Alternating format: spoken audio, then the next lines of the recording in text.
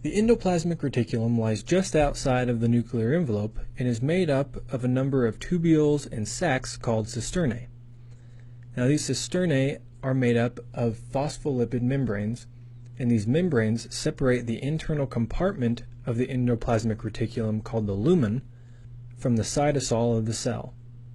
The membrane of the endoplasmic reticulum and the membrane of the nuclear envelope are continuous with each other, and as a result, the intermembranous space between the membranes of the envelope is also continuous with the lumen of the ER. And the ER is divided into two different sections, the smooth ER and the rough ER.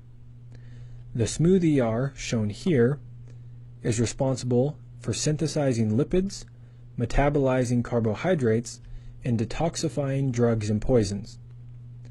If you take a look down here, we'll illustrate how the smooth ER detoxifies. Under normal circumstances, anytime a drug or poison enters the body, the smooth ER will attach a hydroxide group that makes the poison more soluble in water and more easily excreted from the body.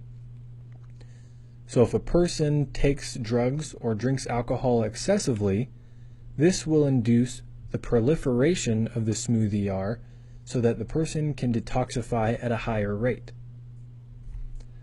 The rough ER, shown here, is responsible to synthesize cellular membranes and modify proteins that are going to be secreted from the cell. Now the way that this works is that proteins are fed into the lumen of the ER by ribosomes that attach to its surface. As ribosomes translate mRNA, they feed the newly synthesized protein into the lumen of the ER, where it's then modified before it's sent off to the next organelle called the Golgi apparatus.